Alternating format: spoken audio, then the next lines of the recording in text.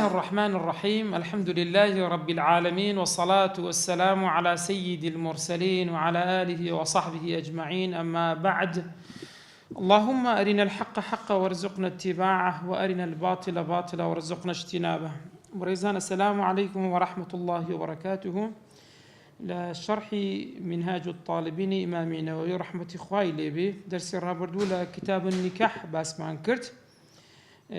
قلت من كتاب النكاح دوات الفصل تشمان خنت في الخطبة أمر تسين سر فصل يشتر بناو نشاني في أركان النكاح وغيرها، بس دا ركن كان النكاح تكاتن غيري واش برلو يبتسين سر عبارتك دس بيبكين دا فرمي زانيان شراحي منهاج الطالبين دا فرمن بينز ركني هي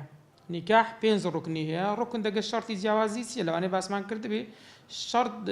جزء كلمة هي أصلك فلما ركن أصلك لنا وبابتك ده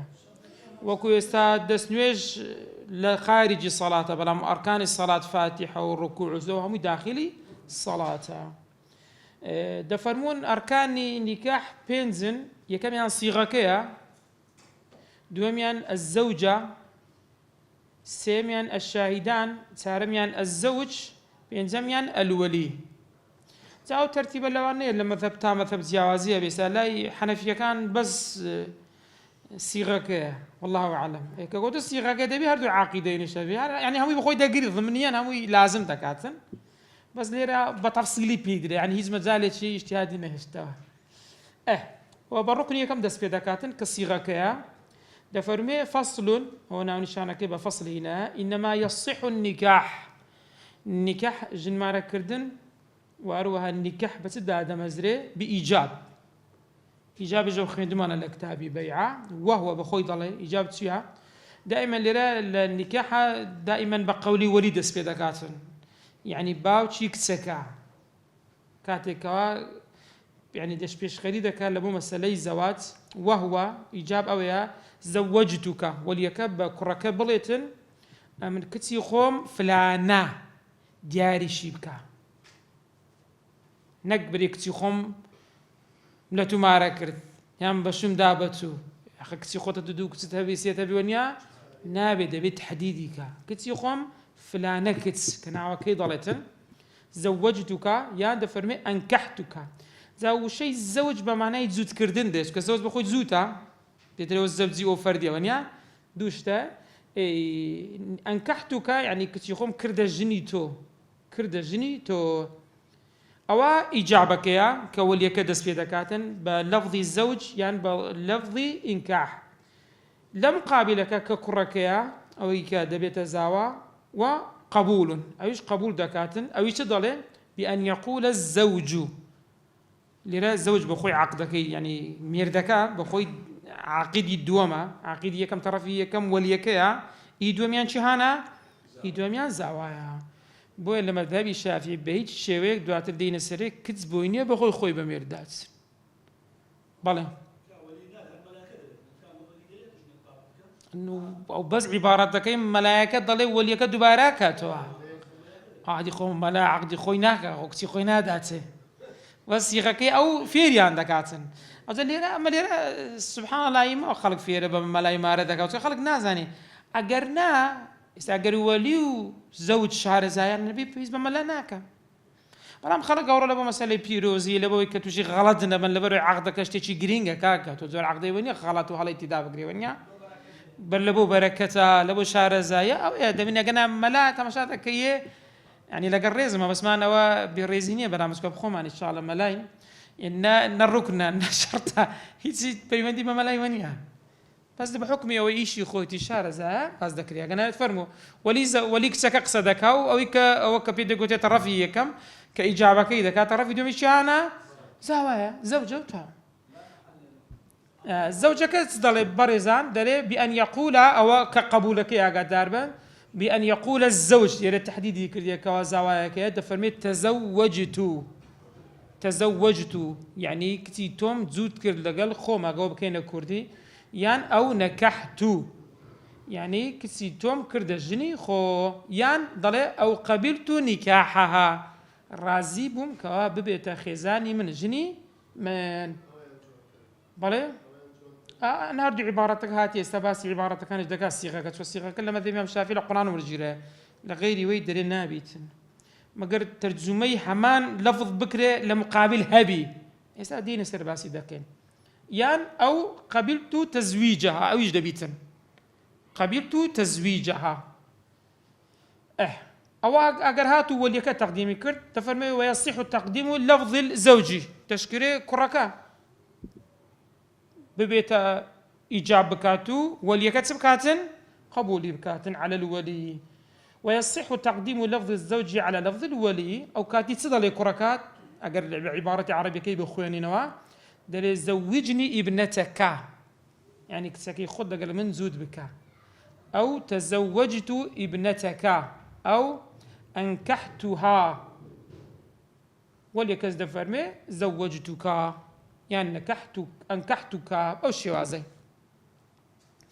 كواتا لێرە هەردوو لا دەبیتن هەم لە تەرەفی وەلی کچەکە هەم لە تەرەفی جیهان زاوە دەشکرێ ینی ئیجاب و قبولەکە عکس بگرێتەوە کوڕەکە تەقدیم بکە بە ئیجاب وەلی کچەکەش قبول بکاتن ئایا بزانین بە غەیری لەفظی تەزویج و ئینکاح دەبی یان نابی بەڕێزان دەفەرمێ وەلا یەصح دروست نییە عەقدی نیکاح ئیلا بەچێ بلفظی یان وما اشتق من لفظەکە چیە التزويج أو الإنكاح يعني بتزويج يعني بإنكاح دون لفظه بنابه يعني بخشمتها تمليك كرمة ملشيتو يعني حلال مكردبوتو يا مباح بوتو أو أنا هيك أنا مذهبي الشافعي نابي عقد داربن لبرسي ببلغي أو فرمودي إمام مسلم دجرتو دفرمي بيغمبري خواه فرموتي اتقوا الله في النساء لخواه بتستنسبرت بأفرتكان فإنكم أخذتموهن بأمانة الله واستحللتم فروجهن بكلمات الله يعني قرآن القرآن تناود لفظه نكاح تزويج أو دوهاتيا تملكو هيبو أو اشتهانا هيتيان نابتن أول ما ذهب الشافعي أنا لا يا أبو حنيفة رحمة الله عليه بدرسته بياك بريك سكي خم بخشيته بيشكش مكرتي لا يبان درسه برام لما ذهب خم الشافعي ربنا هذا واستدلال الشام بو حديثي كرديا كذا فرمي إيوه حلال كراون بو إيوان بس بكلمات الله كلمات شيا قرآن اشتنا أو دو صيغات يا أو إمام الشافعي أو يبلغكي أو النازان بلغيان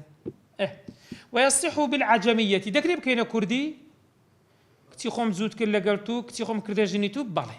ويصح درستا شكا دكريب بالعجمية في الأصح لا أصح درستا دكريتن بەڵام ئاگادارمە دەبی مەدلولەکەی هەمان مانەی تەزویج و نیکاحی هەبیتن زودکردن کە تەزویجا کردنە ژنیت و کەوا نیکاحا لا بکتابەت بکینایە بەڵام بە کینایە نابیت کە ئەحلەلت ئیبنەتی کچی خۆم حەلالی تو کرد بەس مەبەستم چییە وەڵام کینایە مەبەستمە کردنە ژنیت ها ئەوانە نابی کینایە چکە کینایە مانایەکەی صریح نییە دەوانێت قەزی تری هەبیتن کە قەزی تری لێ احتمال بو ناكريتن قطعا أو بقطعا بكينا نابت ولو قال زوجتك أجر هاتي بياوكا قوتي وليكا قوتي قركي كسكي خوم زود كلا قلتو فقال قبيلته ايش قلت الرازي بو بس أوان ديقو لم ينعقد على المذهب حضور عقد دانا مزرعة لبرسي دانا مزرعة لبراوي سري عبارتك كان بس قلت قبيلته قبولهم كرت قبول كرت قبولهم كرت كسيتو بتخزاني من قبولهم كرت سعرك فلوس يمن قبولهم كرت سعرك خانك فلوس يمن تكو همو ما نايل خود أجري لوي أجر تعزواس ما كرت قبلتو نكاحها يعني قبلتو زواجها تبي تحديدي كايقلا أنا على الأقل مشكلة كوربيا كمان يوليكا تشكلت سدا لقبولي زوجك يا بس قلتي قبلتو أوندا اختصار السلام عندك زياتني نوجو أجا قلتي قبلتو زواجها درسته بس بري قبلتو قبولهم كرت هي قبول كرت نعم بس لو النية ما بس طرفية كمين زياتر طرفي الدم عبارة طرفية كمين شيء زوجتك ضلي فلانش حتى بري زوجتك بنتي فلانة نعمك شيء بس طرفي برام الزوج بس قلت قابلته أدانا بسري دبي بريتنا عويش دبي بري دبي تحديدي كدياري كاتسن بس يرى زياتر بل سر طرفي دوما طرفي دوما بس بري قابلته بتنيا نابتسن سكو احتمالا بويد ببري قبيلته زواجها يعني نكاحها بوش وازي أقرأ وينقو أو نهبيتين ولو قال زوجني أدقر هاتو كركا قوتي وليكي زاوا خوي بينا قلت لي زاوا تويسا ماردنا كده سنة زاوا بالينا نينونيا خاطب كودي فرنسي لا تخاطب تاكر مدعوة عربية كي مدعوة نا بنا لير نابتا كردي نازانم كردي كي بروك شي شامن هي لكردي هر هشتا خاطبك العربي دقيقة زور بس كي كردي مصطلحي برامبر مانيا اگر هاتو خاطبك يعني بون كوريكا هاتا دا غزيك سكي بولي كي قوتي زوجني سكي خوتم زود كلا قال يعني بك خزاني من فقال أجاري ولي كسي قوتي زوجتك قوتي تو كلمة خزاني تو أو قال الولي يعني ولي كسي قو تزوجها بيك زوتي كلا قال خود وفعل أمر قال دارب باشا أي بنتي تزوجها وهاك ضميرك كلا بوكسك هيك ديارك أشياء فقال الخاطب كركتي قو جاري تزوجت أو هرهم يتشا صحة أو هرهم يدرسوا دادا مزرة بلغج السر أوي بريزان سكوا غير هم صريحة ديارة أعرابية كاتلاي بيغمبر صلى الله عليه وسلم ديار ولو كاتي أفرتك خوي بيشكشي بيغمبري خوا كرد إن وهبت الآيات القرآن خوا يقول بس نفسها إن أراد النبي أن ينكحها خالصة لك من دون المؤمنين أو بيغمبر صلى الله عليه وسلم استغناء ليه كرد أعرابية قلت زوجنيها تبي دمني ماركه فقال زوجتكها قلت دامتو بما معك من القرآن وندك القرآن لبر أو مهركيتي ذاك وتلي ردين لبر أوي خو كابرا عربي كبهاشان جنيه قوتوا قبولي نكاحهم كرد وأنا بس تقديمي كرد وأنا بو ما دام تقديمي كرد درسته ما دام كوجدي ما كرد درسته درسته الزواج بالتعليق تيخون بالددامي سري مانجي يعني بونو منا قرباران باري يعني قبونو منا اشتيك لو شوازاني بازور شتين منا بازنا كاين تفرمي ولا يصح تعليقه درسنا التعليق بكريت الزواج يقل شرطه كان الزواج منجزه تبي لو كاتي حتى العبارات كان سبب كان بس بعبارتي فعل ماضي دبي نايبه فعل مضارع بيتن همو يعتبر قبلت قبول مكرد همو بفعل ماضي زوجت انكحتها قبلت نكاحها تزويجها مو بس بفعل ماضي بس فعل ماضي هي احتمال لخوي ناقري بس فعل مضارع بداهاتو همو احتماله لو انا بشمان ببتوه بو نابتن بوش ديرد فرمي ولا يصح تعليقه اذا جاء رسول سري ما جاء هذا وقت يخوم الددمي فقد زوجتك كواتب بيش لا يصح تعليقه اللي رباسي نمونك دك حزكم لو تام باز بكن دري ولو قال زوجتك ان شاء الله اقول شيء ان شاء الله يبكار هنا مشيتي خويا قورا بلا قصد التعليق بلا ما بس التعليق بو يعني تعليق يعني بشتيك بو بس توا او اطلق يعني بابا متقي ويقول لم يصح ودانا مزرين ادك قصدي تبرك بو كاكا من تسقي خو مد دمي ان شاء الله يعني مشيتي خويا قول السيرفيتن نك او كبشتيش كتعليق بكاتن او ما بزنا مو صح او داد مزرين فدي سالي رد قرته سر نيت لو انا بروك شي تداس كنت نيت كابراي نازاني بوي اصل وعي اواني تدا نبيتين ولو بشر بولد اگر هاتو خبري عن بياوا كي قلتان كاكا مجدد لي بي كوري كتبو خزانة من ضالي كوري تشيبوا فقال إن كانت أو زي يكسل بدايتي تيجو قلتي إن كانت أنثى اگر هاتو كتبا يعني كتبي فقد زوجتك أو دي دمتو ما أريد كملته أو قال إن كانت بنتي يعني اگر هاتو قلتي كتسكم تفرمي طلقت هون سري لك نقول تعبير غير طلقت بالمضموم طلقت اگر هاتو كسكم طلاق درا يعني ميردي مرت هێشتا تەلاق نەدرا هێشتا مێردی نەمردیانە واعتدوا لە بۆ ئەوەی ئەگەر هات یعنی ئەگەر مرد و عیددەشی تەواو بوو ئەو کاتی چ دەکەم فقط زەوەجتوکەها دەیکەمە خێزانت فقبل قلت قبولهم قرد وبان الامر لا ودركت هو ميردي مرت ونيا يعني طلاق درا هموي دري فالمذهب بطلانه لولا بري هموي تسبوه تعليقه هموي بسراوته بشتك تعليق كره لا زواز تعليق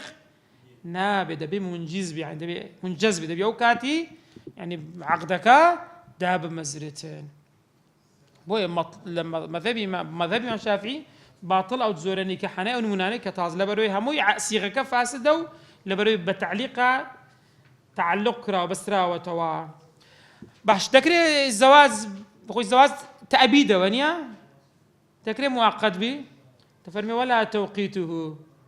دروستي شنين نكاح تثبتن مؤقت بيتن حساب خوي بدي باس دكات ناكريتن يعني بون من صالك دو صال مانجك ساعاتك دقيقة أو بيدا قلت لي نكاحي متعي بيدا قلت لي متعي يعني بس دو خوشي بينينا كان هي اللي كراوا لا يخومان لمذهبي أهل السنة تيارا نكاحي متعة سن مرحلة شي بريا لسرتا إسلام جائز بوا للمضطر يعني الريب يدرايا فاشال دفرمي حري معام خيبر صالي خيبر كصالي حفتمي هجريبو حرام كرا پاشان لعامی فتح سلنوی درین ریپی دراوا رخصت دراوا عندك درنا تا عامي حجة الوداع كصال دي هجري وا ريبي دا دواتر حرمة لو حرام كرا نماوا بويا وانا همو دكرين بالقلة سراوي كوا حرام كراو نماوا تا إمام الشافعي رحمة الله عليه بدفن ما هيش تيكم نزانيا حرام بي وحلال بكري دواي حرام بكري مقر نكاحي متعنى بيتن أو زور النكاح نبيتن وأروها بيغمبري خواه صلى الله عليه وسلم فرموديك في الصحيحين هاتوا كنت قد أذنت في الاستمتاع بهذه النسوة رم بدانا كنكاح متعبكا ألا أعقداربا وإن الله قد حرم ذلك إلى يوم القيامة تارج قيامة حرام كراوة فمن كان عنده منهن شيء فليخلي سبيل هركز زور عقدانه لإستوى ببصرينيتن ولا تأخذوا مما آتيتموهن شيئا أو مهر إجدادتان ليان ورمقنو طاو بلا ما مصطفى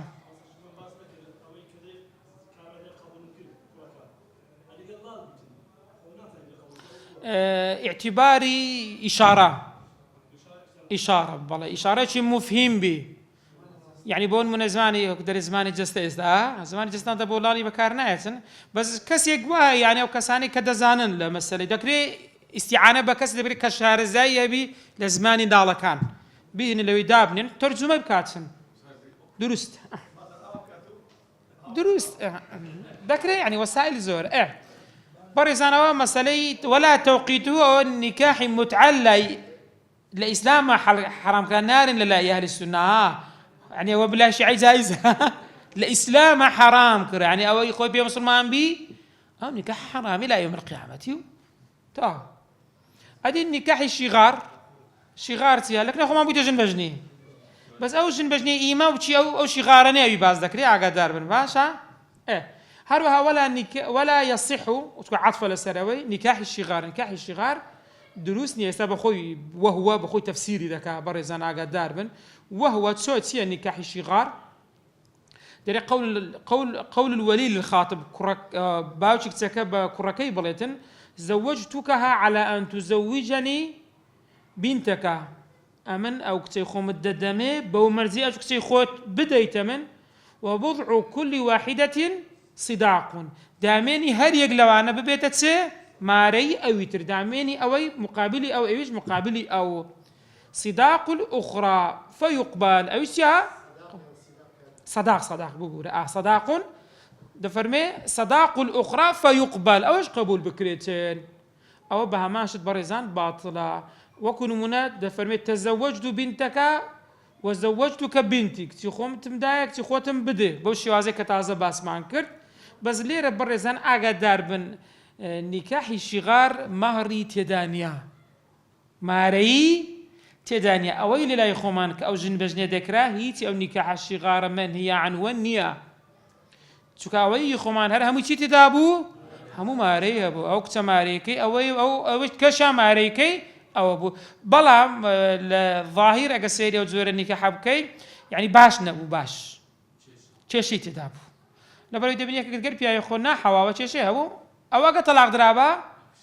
مباشرة ئەجێ لەلایەن تەلاق دەدا کە هیچ گوناحی نەبووە بیتکەوە، کە نمونە هەمووتان لەوانەیە ئەو جۆرە نمونەی لە لای خۆی لە کەس و کار و عائیلە شتانەی هەبیتن. بۆیە ئەگەر نەکرێ باشترە، هەرچەندە سەردەمانێک لەوانەیە لە نەبوونیان لە ضرورەت ئەو شتە کرابی، کابرا ئەگەر هاتوو ئافرەتیان نەبا ئەسڵەن ژنیان هەنە دەدایە. یعنی ئەوە سەردەمی من لەوانەیە نەبی، بەس بیستومە دەڵێ ئەگەر کابرا خوشتی نەبا کچی نەبا ئەگەر کەسێکیان نەبایە کە ژنیان نەدەدایە. یعنی ئەو هابووە. بۆیە ئەو کاتێک ئەو زۆرش تەکرای، بەڵام ئەو نیکاحە شیغار نەبووە، چکە هەر یەکە و مەهری خۆی هەبوو دیاری کراوە. ئەدی ئەگەر هاتوو فەئین لەم یەجعل البضع صداقا، ئەدی ئەگەر هاتوو دامێنی یەکتر نەبوونا مارەی یەک چ پێ دەڵێن مارەی بەرامبەرەکان، فالأصح الصحة، دروستە هەروەکو ئەی خۆمان ئێستا ئەی خۆمان ئەوە نەبووە دامێن یەک دامێنی ئەوی مارەی ئەوە بیتە، نا مەهری خۆی لە مقابلە هەبووە. باش ئەدی ئەگەر هاتوو ولو سميا يعني تسمية مهرك كرا مهري أوي أوندا مهري أوي أوندا،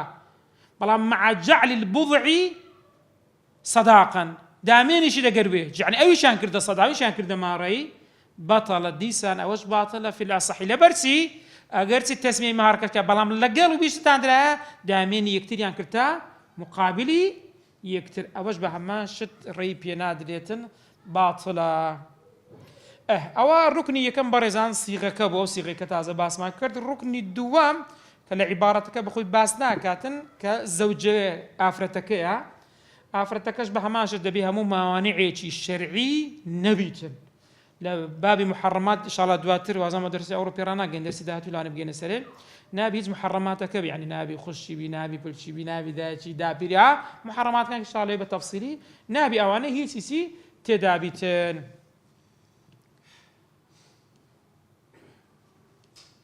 ولا يصح إلا بعذرة شاهدين، أو الركن السيمة بحضرتي ركن السيم دبي دو شاهد هبن، دو شاهد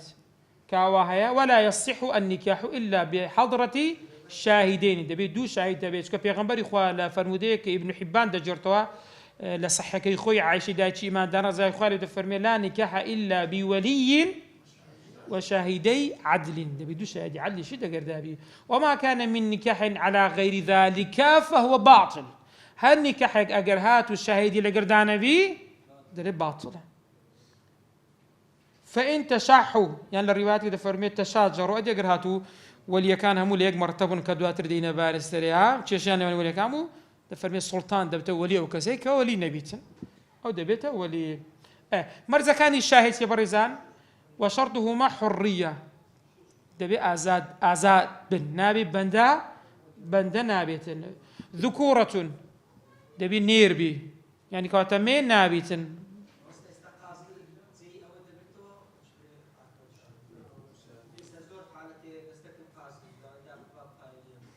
هذا باز دكين أو بخوي باز دكات. يكم شاهد كان دبي آزاد بن نابي بندبي دوميان دبي نيربي نابي مبي لبرا افراد شي او نو افراد عقد زواج وشتانه دورك افراد شرم دكاري دابن شي او كاتي باز دك والله لو اني روزغاري امرو برك جوازي ها وشرمو حيانا ما بيت لو اني اقدار بن حتى لما ذي الشافعي هالريبينا دا افراد بدوش دقردابي فلا ينعقد بالنساء ولا بالرجل امراتين، الريبينا دا بها مشتشي اقدار بن لما ذي الشافعي ناكري او لێرە دوو مەرجێ لە ناو ئەوانەی مەرج شایدەکان باز دەکەی مەسەلەی ئیسلام و تەکلیف مکەلەف بن بالغ بن ها مسلمانیش بن ئەو دەرێ داعی نییە باز بکات چونکە هەر دەبی مسلمان بی خۆتوش کافرەشی نانی بکەوێ شاهد ها یا منداڵێک یان شێتێکی بینی بکەوێ شاهد ئەوانە نابێ. هەروە عەدالەتون دەبێ عادل بن یعنی فاسق نەبن. لەوانەیە خەڵکانێک بری بە مامۆستا ئاخر ئەوە ئێستا کە مارەی دەکرێتن مامۆستای بەڕێز دەرێ یاڵا بە شاهدەکانی کەوا عەدل نین ئەمە عیبارەتێ بەکاردێنم ناری فاسق ئەوە لێ دێ ها دەری نابێ فاسق ونیان بە وەلی فاسق و شایدی فاسق بەڕێز ئاگادار بن حتا لە ڕۆژگاری خۆمان بڕۆ لە مەحاکمان بکردن و جاروا هەیە دوو شاهد لە خوا نەترسن وەگە زەلامی کەتینا شایدیان دایگوتانەوە ئافرەتە خیزانی بیە یان پێچەوانەی ژنەکە دوو شایدی گۆ خۆدانا لەو گۆڕی وەرە شایدی بدەن بێن ئەوە مێردی وینیە خۆی لە پیاوەکەی بێبەری کردیان بۆیە ئینسان ئەگە لە خوا نەترسا هەموو شت دەکا بۆیە فوقا زۆر بە دەقیقێکە گوتیتان دەبی چ بن ئەوانە دەبی عادل بن یعنی بە ئاسانی ئەو قسە نەکرا بە بەلاش نەکرا بەڵام ئاگادار بن لە غەیری مەذهەبی خۆمان ڕێپێ دەدرێت دروستە ئاگادار بن ئێستا مەذهەبی حەنەفیەکانە حەنابیلەکان لە ڕیوایەتێک دروستە ئەگە شایەتەکان فاسقش بی دروستە دەکرێت چکات ئەوڕۆ بە ڕۆژگاری ئەمڕۆ گەلێک دێنە وەڵاهی عادل یان دەبینی وەلیەکە عادل نییە یان دەبینی چ پێ دەڵێن زاوا عادل نییە یان دەبینی شاهێدەکان عادل نینە ئەوان دەڵێن دروستە بەس مالیکیەکان و شافعیەکان و مەذهەب لە ئیمامی ئەحمەد حەمبەلیەکان بە مەرجیان دانایە بۆیە کە بۆ خلاف دەکرێتن یعنی بۆ لە ڕۆژگاری ئەمڕۆ بۆیە دەبینی ئەغلب وایە لە جۆرە عەقدانە تەقلید دەکرێتن دەڵێن کاکە ئەمە تەقلیدی ئەو کەسانە دەکەین کە ڕێیان داوە والله أعلم متأخريني شافعي جريان دا متأخريني شافعي بهمان شد ريان دا هروها عدالة سمع تبي جيشان لي بيتن وكتبي الشاهد دات نبي جد لبي بزاني صدغلن هروها تيتكاش بصر ببينن كزور عقدتيا دادا مزري أو كت دياري كراوة ددريتا أو كراكديا دياري كراوة دبي ببينن بزانن نكو يستاد بيني لفيش محكمي أريد تقال بس أحمد دورة ما عقدك ما قرب بالشاهد باشا تسبت الشاهد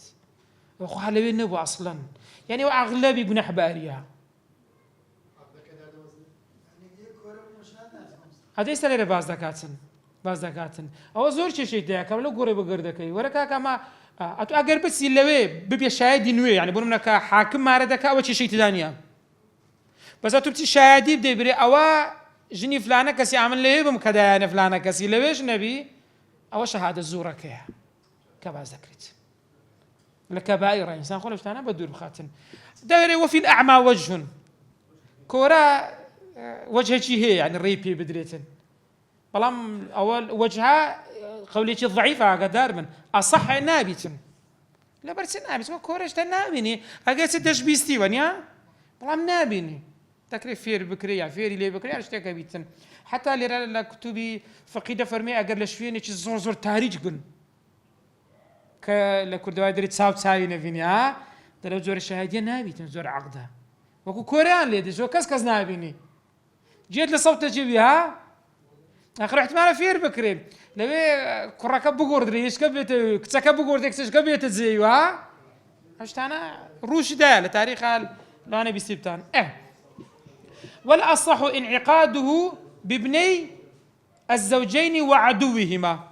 تكري كراكا بياوكا دتي جنيك ديني بس كرة خوي هي تكري كرة خوي بكاتا شاهد يانا بله كتسكب هامانشد جنا كاني لا بياوي كمير من دالي تكي هي ذكريتن من دالي خوي بكاتا قال لي ببت الشاهد بابني يعني هادو الشام الزوجين ذكري عدوي ما دجمني شام بيقيدينا دروسته دري دجمنيش بيتسن يعني دجمني يك تشامبي أبيتك دوستي بي أو أنا دروسن دبيتين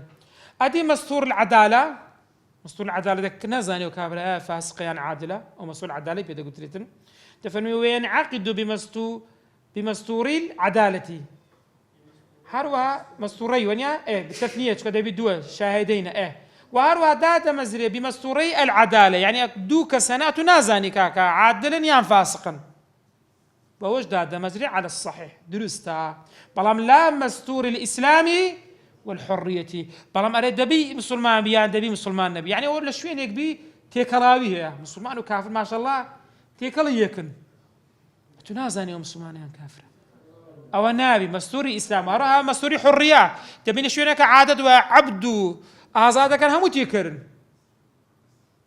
تنازعني وعبد يا نازادا نبي أو أنا نبي أقدر من باشا أجي أقرب بدركة دواتر بدركة فاسق بو ولو بان فسق الشاهدي أجي أقرب بدركة كشاهدك فاسقة بلام كان جي بدركة عند العقد لكاتي سيها دا مزراندني قريب استكا دا فرمي فباطل على المذهبي أو باطلة أو درستا وشي شلوي درس ناكات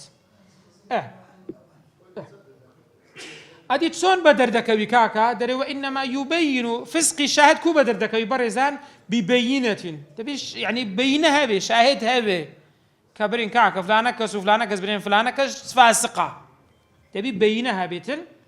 ئەو اتفاق الزەوجەینی یان هەردووچیان ژن و پیاوەکە گوتیان وەڵڵی ئەمە ئەو پیاوە ئەو شایدە فاسقە ئەوە چیە فاسقە تفرمي ولا أثر لقول الشاهدين كنا فاسقين بلام أجر عقدك دامز راو كتاي هدواتر هردو شان قلت والله ما فاسق بوين أنا كاري قال لي سو عقدينا بعقدك دامز راو تواو يعني غير كاري قال لنا يعني عقدك رؤية ضروات هيك شيء درسنا قاتل والله هو حكمي خوي دبي لو يبدري ولو اعترف به الزوج أديك شيء لاني ما شنو بياوك دروس بو اگر هاتو پیاوەکە اعترافی کرد گوتی فاسقە گوتی هەردووک فاسقن وأنكرت بەڵام ژنەکە ئینکاری کرد گوتی نەخێر فاسق نینە واضح ئێستا پیاوەکە گوتی فاسق بوون ژنەکە گوتی فاسق نینە چ دەکەی لەو حالەتەی دەفەرمێ فرق بەینەهما لە یەک جیا دەکرێنەوە لە بەچی لە یەک جیا دەکرێنەوە چونکە ئەمە یەک لە مەرجەکان دەبی چ بن عەدالەت بن نابێ فاسق بیتن باشە لەو حالەتەی مەهری وەردەگری وەرناگری ئەدیوەنیا دەفەرمێ وعەلەیهی لەسەر پیاوەکە چەندە بداتن ئەگەر اعترافی کردوکەوە ئەو شایدە فاسقن نصفی مەهری دەبی بداتن ئەوە گە مسەما بوو مسەما یعنی دیار کرا بۆ عەقدەکە نووسرا بوو ئەوەندە مارەیە بیچن بەڵام بە مەرجێک ئین لەم يدخل بها ئەگەر زود نەبوو لەگەری جماعی لەگەر نەکردبوو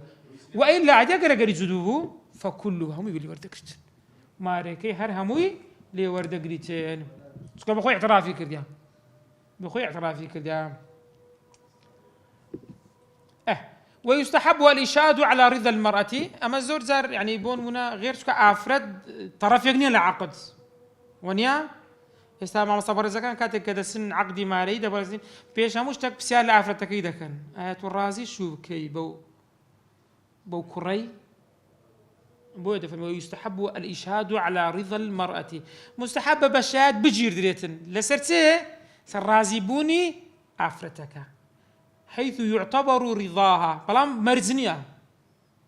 أو مرزنية بس مستحبات وبصير رأيك اللي يقرب زاني يا راضية يا راضية سكو احتمال زاروا احتياطا لو أنا إنكاري بكاتن لا تعتبري وهو نبوها يعني شتي تربى من قترايا أو تشيش أنا عندك زار دروس دبيتن بلى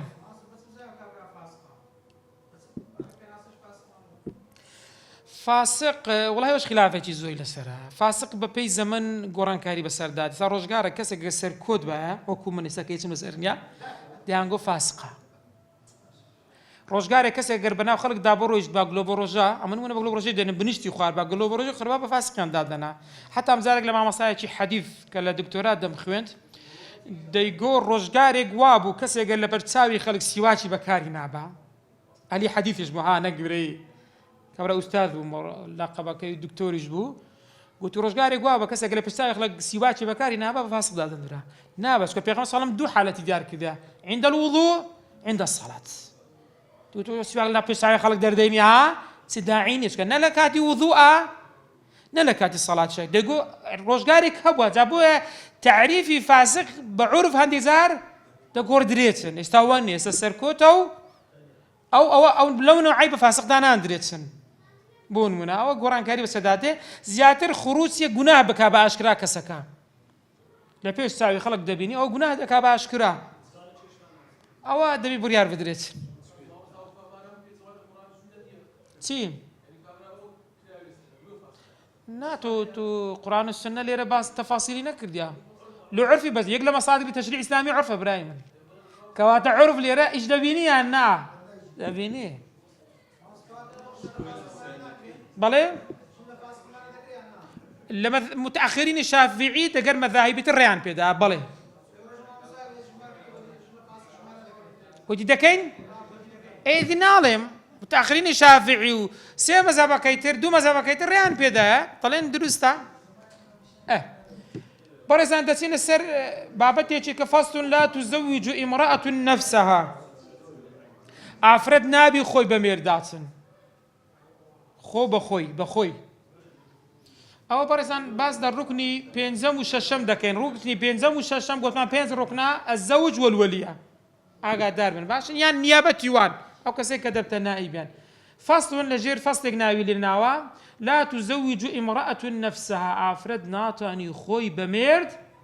دا حتا دەفەرمێ بئیذنین، ئەگە بابەکەش گوتی بڕۆ کچم ڕێم پێدای، ئازای حساب خۆی باس دەکە. بە ئەو خلافەتانەوە نەقڕەکەم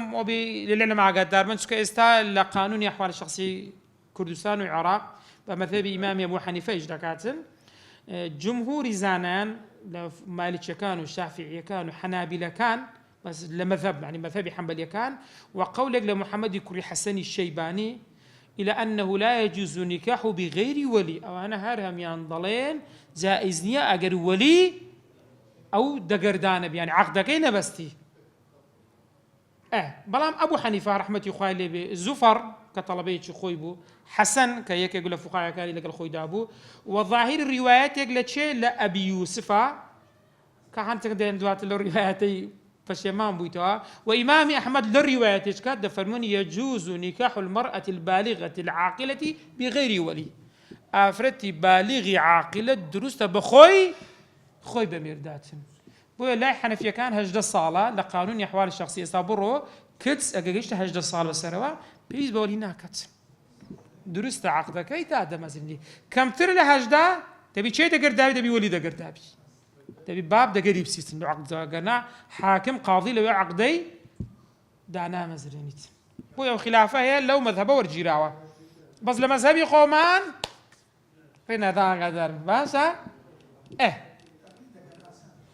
فصل لا تزوج المرأة نفسها حتى بإذن إذن شي بيدرابيتن هروها ناتو أني غيري خوش بميردا يعني وافرت بتي افرت إيشكا بميردا لو خوي نبي لو خلشي هرنابي ها بس لو غيري خود ربي وكالتين اسكو غير لو غيري خود بوكالتي بدرت وكالتي ندرتي ناتواني أوشان ببلوكيتس بريزان يكم شد ديارة مذهبي خومان استدلال أبو أعتقد الرجال قوامون على النساء، وأروها إمام الشافعي دفرمي لسوري بقرة آياتي دوسات السيود جدا بريزان تفرمي فلا تعضلوهن أن ينكحن أزواجهن أولا طلاق رجعية ميردكي طلاق يشيدا هيش عدة شي تاعنا بوقت لمالي خوي بخو أصله بمينته بلا ما قرت سو مالي بابشي باب نابي لو يتسب كاريجر بي كأو كتسب بقرتك تشي كميردي خوي دري وشي استدلالك لو هاتيتيا دري أجر باسي عضل نكرابا كواتا وجهكيز أو هاتي زمان أين ذبونيا يعني كواتا بياو عضلي كردي أنا ريجر بي أنا ريجر بو تفرمي ريجري مكان هروها بيغمبري خاطر فرمي لا نكاح إلا بولي نكاح ببي ولي نابي يعني بيغمبري خاطر فرمي لا تزوج المرأة أفرد نابي أفرد ما ربكا نجمة بس يعني خوينيا يعني لا بياوي تر ولا المرأة نفسها يعني خوي بميردا بدأت بياوي تشيتر أو النبو ولا تقبل نكاحها لأحد ناشتواني تن كتسيك أجر هاتو بون منا باوكاكا قوتي أو كتسم دا زيدي خشي زيدي ليبو قوتي أمن قبولهم كرلو زيدي أواش نابت يعني ناتاني قبولي جفكات ناتاني قبول دفرمي ولا تقبل نكاحا لأحد بو كسيتر نابتين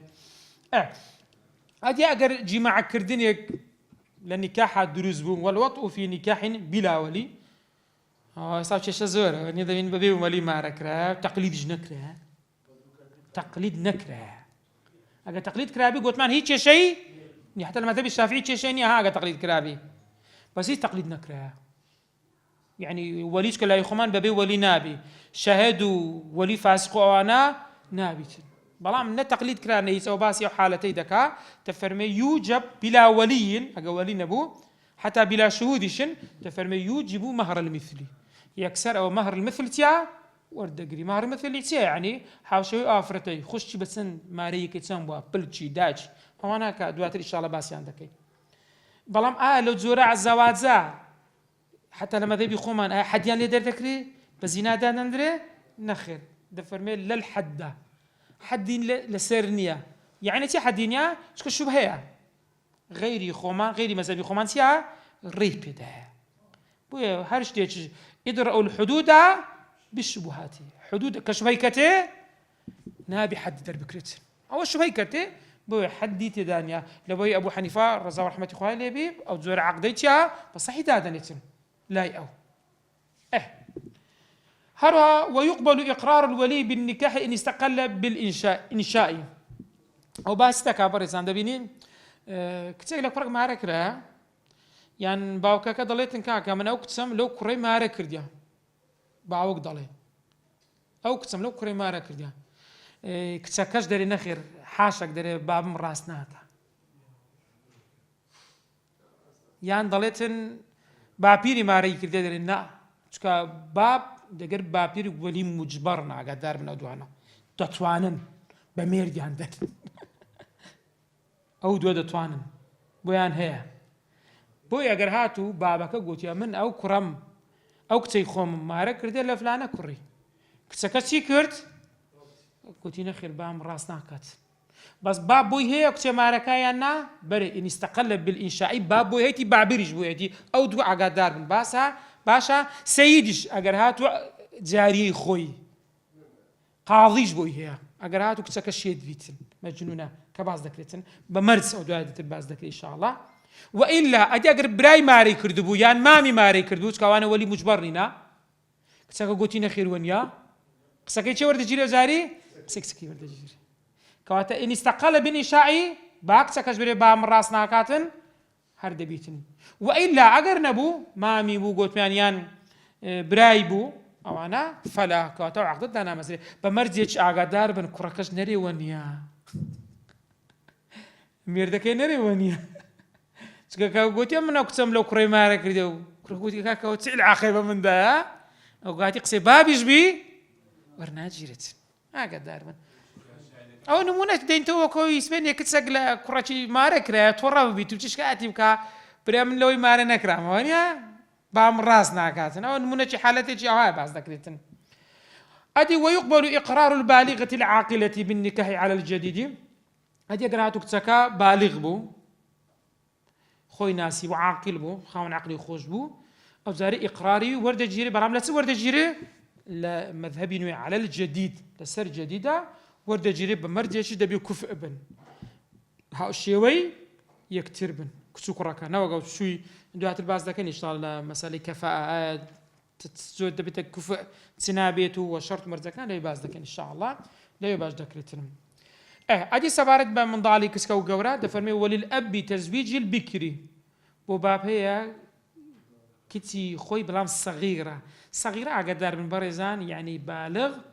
نەبووە ئەوە باز لە ئەسبابی ویلایەت دەکات چار جۆر سەبەبە سەربەبی یەکەم ئەبووەتە باوکایەتیە باب هەیە کچکەی خۆی بەڵام بیکر یعنی کچبی شووی نەکردبی سەغیرەش بی یعنی بالغ نەبێت ئەو کەبیرەتەن حتا ئەگەر کەبیرەش بێ ئەگەر بالغەش بێ بغەیری ئیذنیها بەبێ ئیزنی چێ بەبێ ئیزنی کچەکەی بە بەڵگەی چی چکە لێ کەمالی شەفەقەتی زانان دەفەرمێن باوک ناڵین نییە بەڵام زۆر کەمیشە باب قەت کچی خۆی دەڵێن ناکاتە قوربانی کوڕی خەڵک عادەت ئەو هەیە ئەغلب ئەو هەیە حاشەک لەوانەیە بابیشە بی لۆ پارەی چێ لێ نییە چی بکاتن بەڵام ئەوە دایمەن دەرێ قانون و قاعیدە لەسەر شەواذان لەسەر نادر دانادرێت باز ناکرێ ئەوە بە بەڵگەی چێ پێغەمبەری خوا دەفەرمێ الثەیب ئەحەق بنفسها من وەلیها بێوەژن مافی خۆیتی حەقترە بە نەفسی خۆی لەوەی کە بابی وەلیەکەی مارەی بکاتن بەڵام وەلبیکر یوزەویجها ئەبوها چێ بە مێردیدا بابی بە مێردیدا یان پێغەمبەری خوا دەفەرمێ وەلبیکر یەستەئمیرها ئەبوها ئەوە دەڵێن على الاستحباب مستحبە پێی بگوترێ بەڵام دەتوانێت بەبێ ئیزنی ویسیە بە مێردیبە کە باز دەکەن لەوێ بە تەفسیلی بابەتێکمان هەیە باز دەکرێتن بەڵام بەڕێزان ئاگادار بن چ کاتێک هەیە باب کچی خۆی کچێ بە مێرداتن زانیان حەف مەرجیان بۆ دانایە ئەوە شەشە ئەوە حەفتە حەف مەرجیان بۆ دانایە یەکەم شت نابێت لە مابەینی ئەو کچ و ئەو باوکەی عەداوەت هەبی زان عەداوەتی ها نابێت جیهەتی بیت چاروها عەداوەتیە لە چی خۆی دەکاتەوە ها یەک مەرجیەکە مەرجی دووەم ئەن یوزەویجها من کوفئین هاوکوفی خۆی بیت ئەگە هاوکوف نەبێ دیسان بۆ هەیە دواتر داوای جابونەوە بکاتن. سێمیان ئەن یزەویجها بمەهری مثلیها، مەهری مثل بیتن، یعنی خوشی مەهرەیەکەی چەند دوای ئەویش ئەوها نابێ کەمتر بێ. چارەمیان ئەن یەکوونە من نەقدی البەلد، دەبی بە پارەی وڵات، ئەو پارە لە وڵاتە چ پارەیەکە بەو پارەی بی، نابێ پارەیەکی کەمتر بی کاوا لە خواردتر بێتن. پێنجەمیان ئەلا یەکوونە الزەوج معسرا بمەهری، نابێ دابتێ پیاوێکی پیاوەکە توانای مارەی دانی نەبیتن، نابێ ئەوەش. شەشەمیان ئەلا یزەویجها بمن تضرر بمعاشرته كالأعمى والشيخ هەرمین، نابی بدا دابتێ کەسێکی کۆرە بی یان کەسێکی سەقەت، کوفاکەوانە هەموو دەگرتەوە یان بە چەمەن. ئەوە لەوانەیە لە تاریخا جێمان لێ وەجاڕە کزمارەکرایە لە بە تەمەنی زۆر گەورە، ئەوانە هیچیان بۆیان نییە. حەفتەمیان بەڕێزان حتا دەفەرمێ نابی بدرێتە ئەگەر هاتو ئەو کچە مارەی حەزی لەسەر واجب ببوو، هەبوون بوو گەورەمە بوو کچە بۆ نەحەزی لەسەر واجب بوونیا دەشتوانی حەز بکە، تەری نابی بە مێردی داتن نەوەک پیاوەکەی سورێتن بکاکە بجارێ لۆ حەزیەکەی زایە مەچوو چکە حەج على تەراخیەوە نیە على الفەور نیە، دەری نابی ئەو هاش بیت، ئەو هەش مەرجیان لۆ دانای هەوڵمە گۆ مەرجانە جێبەجێ بکە هیچ چێژەی نامێنێ، باوەڕ ناکرێتن وەنیا تصور ناکرێت کەوا غەدر بکرێت. بەڵام بۆ یستەحەب ئیستئذانها، مستحبە چییە؟ تەماشا مەرج نەبوو بەڵام مستحبە، ینی دەتانی پرسی پێ بکەیت ئەو بەس بیکرە بێوەژن واجبە پرس پێکردنی، ئەمری خۆشی بەدەست خۆیە بێوەژن، بەس کچ نا، کچ مستحبە ئیستیزنان، وەکو حەدیسەی پێغەمبەری خوا والبیکر یستەعمیرها ئەبوها ودنا على ندبی.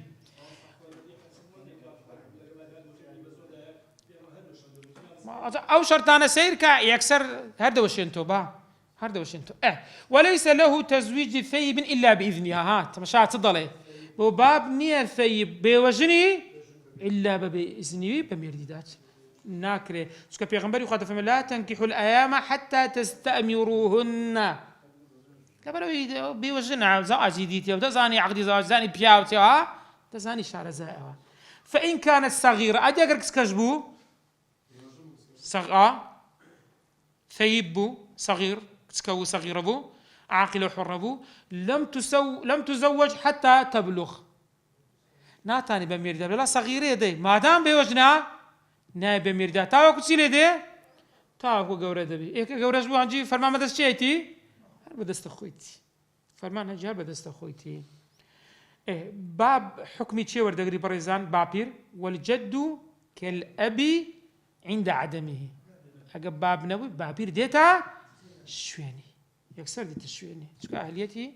ئەو هایە بەڵێ ناچی بۆ باپیر ناڕوە، دەبی وەکالەتی بداتێ، دەبی ئەو کوڕە برێتە بابێ خۆی کە دەکا باپیری کچەکەوەنیا وەکالەتی بداتێ، چکە ئەوە ئەولاترە بە هەموو کەس. ئەگەر باب نەبوو ئەو دەستە باپیری بەجارەوە باب هەیە مامی دێنێ احتیاجیە وەکالەتی بداتێ، دروستەوە وەکالەتی بداتێ. ئەو هەندێک حالەتی باز دەکەن ئینشاء الله. نا ماڵی خاڵ هیچیان بۆ ناچی، هیچ دۆوان ناچی، ئەجا دێسا باز دەکات عەزەلە نەکەین خێرا نەبێن. باشە تو جارە دەبینی کچ هەیە پەردەی کچێنی نەمایە، بەس پەردەی کچێنیەکەی بەهۆی مێرد نییە بەشتی تر، ئایا ئەوە دەبتە بێوەژن حسابی بێوەژنی بۆ دەکرێت؟ دەفەرمێ وسواء زالت البكارة، ئەگەر کچایەتی نەمابوو بەچ نەمابوو بوطء حلال مێردی کردو بەهۆی مێرد، ئەو حرام زینای لەگەر کرابوو. ولا أثر لزواجها لو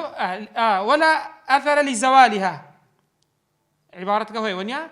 هروها زوال لبوها أكل بو بكارة دقرتها بوطء كسقطة بلا وطء، تبيني كتيتي نما بس بتسنما بجود بنية بجمع نبوا كسقطة بربونوا، يعني زارها دفرمي تبيض الحيض خليني حيض زور ما وتوا لقرد درتسونا واي كرديك وبردك يصير كردوا كتيتي تقاندو نيهشتوا، يعني زور كتناو تمن بخوي بردي نماوا كتيتني نماوا، يعني بدستي خوي هستاوا بردي كتيني خوي نيهشتوا. دفرمي وانا حسابي تيان لو دكري او انا حسابي كتيان بو دكريتن نك حسابي بيوجن سكاك بيوجن تبي لا برسيفي بكي ونيا سواء انا بردشان نما بلام حسابي تيان بو دكري وانا سابي كسيان بو دكريتن يعني إلا دبي باب بميردي بداتن إذا دين سر مسألة أو حالته أو برا باسي كل مسألة شيء بميردي هذا داو صدقاتن تفروا من على حاشية النسب كأخ وعم بخوي حاشية نسب برزان سيرك همو كسيك درزي كمي همو كسيك شيء بابو داكا شكون سيرك بس بلا دقي بابت داك هذه كاويش فانزا كم لنا بخواري ها شكون دقر داك سن لما بينها والله هر داك كستر بلام دقا بابيري باب دكوتا ما بيني يعني دبت سن بابير سن دا بابير دوا مام كو دوا تبي بس يا بابت لا بس يا بابير لا بابير راب قريوا وسي كوري مام سار يعني هو حزة كم له خطان فير منه يعني زوج زار سكال قانون أو بكار درجين السب ترى درجة سندا بابو داك درجة يكن بابير ودابير دو هو سير كبسان بلا دقيوي سات كوري بلكت كو دقيق كوري بلكت تبي بس يداكت لداكت شو دابيرت بيو بلكت أزبو يبقى ريوا هاي تماشى تتسار بلا ما بس مفيري أو بلبن شكوا زور زارا وصدق قلت لي ها خوش كبرى درجة دونا وانا شكوا دتيا باب راس دو خوش كدروي دتيا باب لو براد دروي دونا وانا نا دوا درجة دونا وانا هروها بريزان سير كان أو حاشي إذا أصلا كانت باب بابير أو ناوندي أصلك أصلي نسبة حاشي يعني لا يكاني لا يكان شينا ليرنمونيك هنا يتوا ومن على حاشية النسب كأخ يا أخ لو قلت ما دبي بتشباب دوزا بقريون يا عم دبي بتشباب تبابير دوزا كي أولاي تفرم لا يزوج صغيرة بحال أو أنا بيشي وي صغيرين بميرت نادرت يعني بواني أنا بمنولي بيس نوعش وتزوج الثيب البالغة بصريح الإذن عقدار بن بيوجن بصريح إذن دبي الريب داتن لما ريك تيك بيوجنا باوكا كد دبي تي بيبري كتسم شو دكي بلا بيدنبوني لبوي سكوت نابتن دبي صريح الإذن بي أدي بيكربو أجا كتبو ويكفي في البكري سكوتها في الأصح كزاني بيدنبو يعني الرازية السكوت علامة الرضا لبنو بيغمبر صلى الله عليه وسلم ليس لولي مع الثيب أمر ولي بدقر بيوجن إذا صلاتين هذا بالله إذني بورقريتن بلام لبو بكر بس بيدن بسكوتها درست يعني دكرتن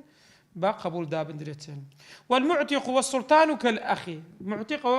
لأسباب النسب كي كميان أبو ودبو دوميان عتق يعني وكسيك بنديشي آزاد كردها أو عتق بيدا قلتن تفي المعتق عتق آزاد يعني عملية كيها معتق يعني وكسيك بنديشي آزاد كده اسم مفعولة معتقاك تسكيه أو تزاري كواتيا آزاد كده وأقدر من باشا والمعتق يعني أو بياوي كواتي آزاد كده زاريش آزاد كده هروا عصبي ويش أو دكا السبب السيم كدفرمون أواني تشينا أواني ك لا من باشر العتقة أنا كدرجة دوارترنا كعصبي معتقة كبكاردين هروا سلطان يشبه مانشد أو كتسارم يعني والمعتق والسلطان كالأخي أو أنا وكوتي يعني بون حساب ذكرين وكبرى فيزوجون الثيب البالغة بصريح الإذن تبع إذن سيالي وقرن أدي بكر البالغة بسكوتها بس كودتانا إذنك لي وربقريتين وأحق أولياء برزان سير كان ببلا بندي تونها والأحق الأولياء يكميان أب ثم لزمان عربي للتراخي يعني أجر أو نبو أو زاويتر أقدر ثم جدو يعني باب لدواتر ثم أبوه تكا بابيري برام نيقول يا أبوه تكا باورنا كز ما بيتن بابيري ونيا تصورت كل شيء ما بي زحمتها ونيا أبوه بابيري باب هتاوي رويشتيان اگر ماش بك او غني خوارتين مامن درسته انا بس تصورناك لما بن لو تمنى يا كتينا وتمن اگر اوانا نبو ديتي ثم الاخ برا بس شهام برا لي ابويني او برا كلا داكو بابا او لبيشترا لو برايك بس لبابا داك ناتنا يا قدار بن براي لدايتي ناتنا موضوعي نخير إذا برا لداكو بابي يعني برا بزل بابي ثم ابنه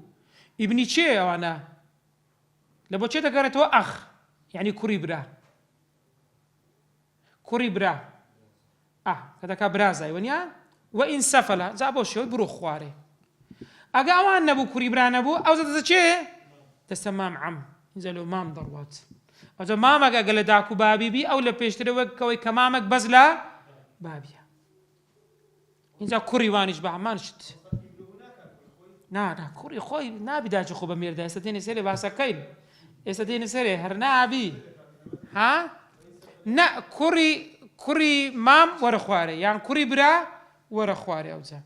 ثم سائر العصبة باشان أواني هم عصبة بريزان لميراثة أو كسانية كوابشيان ديارنيا زاني يعني ديارنيا يعني تحديد نكرة نيوي دبا سلسي دبا ثمني دبا نصفي دبا أوانا عادتي يعني تسدميني توا لو أنا هو بدك تري عصبة أنا عصبة أنا أقدر من باشا كالإرث وكو إرث وايا ينزل ويقدم أخ لأبوين على أخ لأب دائما أويل داكو بابي ببيش ودختري كوا بزل بابي في الأظهار سيرك أو بازي كوري داكا وزان كوردا ثاني داتشو خو بمير داتوا دري فرمي ولا يزوج ابن ببنوة بكراياتي ناتانيتن بكراياتي سادين ذا من بازكين شلون يعني بكراياتي هذا كريب يعني كوري بيو بكراياتي النبي بالي هو ذكري سادين بازكين يعني كوري خويتي لمير دي خويتي هو هيت حليت كينيا ونيا دتسرو بابا تسخواري شيها داكا ناس أولاد سيرينيا يعني هيس خزماياتي دقرداتشي بس داكا ليش دايش كهيب بتو خزمايات دقرداتشي نيتي بس أو حالتي هي أجي استادين باز لكن ورزن بلا ما قدار من أئمة ثلاثة غير الشافعي هرسي مذهب كيتر إمامي مزنج للشافعي كان أو أنا ضلين درسته حتى حنفية كان ضلين أجرهات عفرتي كوريها بو دقر بابي شها أولاد ترى بميرا بمارا كرندر كورك أولاد ترى نق بابي كبابي كسكي كوليا يعني عفرتك مرديا يعني طلاق درا كوريتشي هي بابي شيها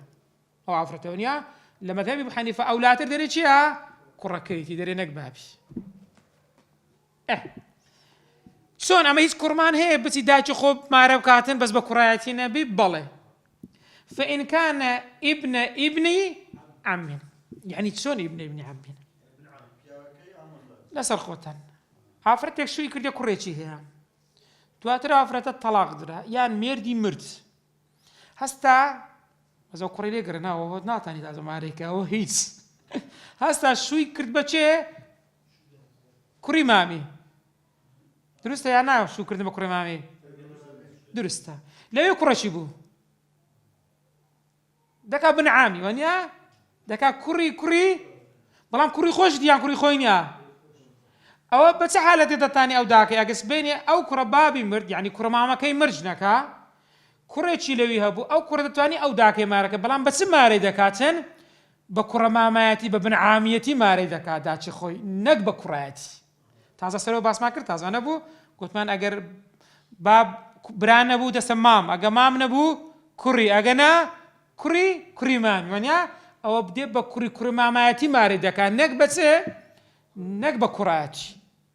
أول حالتك حالتي دوم أو معتقا أجر هاتو كركة داش خوي عزات كردبو درست داش خوي ما عرف كاتها بس بكراتي داش خوي نق ماري كاد لخوي يعني بدات بمير دي بدا درستا أو بلام أو دي بس ما ماري دكا لكسيتشتر بمعتقاتي بعزات كردناتي نق بكراتي يان قاضيا أو كان قاضيا يان كركة بيتا قاضي كوري خويتي وقاضية أو داكاش يزولي يشيني قاضي درست بس ما أريدك قاضياتي ما أريدك نقبة كرات كواتا لكراتي بهيس نوعتي رنادت بلام أجا كوري مامي بو وكرة ماماتي درستا أجر قاضي بو درستا أجر أو أفرد جارية بو عبد بوها أزادي كردبو أو حالة تجدبيت نفس حالتك كذا زباس مانك درستا برد فرميز دەفەرمێتیا زەوەجە به بەوسی حالەتێکە تازە باسمان کرد دروستە بەڵام بە کوڕایەتی خۆی نابیتێن. فإن لم يوجد نصيب زوج ئەگەر هاتوو نەبوو نصیب چێە یعنی سەرپەرشتیارێک بەڵام لە نەسەبی خۆی يعني نەژادی دەفەرمێ زەوەجە المعتق چی ئازادی دەکات ئەگەر هاتووە ئافرەتە لە وەخت خۆ برن بەندە بووە جاریە بووە نیان معتقەکەی چی دەکاتن ئازادی دەکاتن يعني ئەگەر بۆ نمونە ئافرەتێکی جاریە هەیە ئەو ئافرەتە باب و براو ئەوانە تازە باسمان کرد ئەوانەی کەس نەبوو سبەینێ ئەو ئافرەتە دەوێت شوو بکاتن وەنیا چێ لێرە بە مێردی دەداتن دەتوانێت کەسێک کە ئازادی کردیا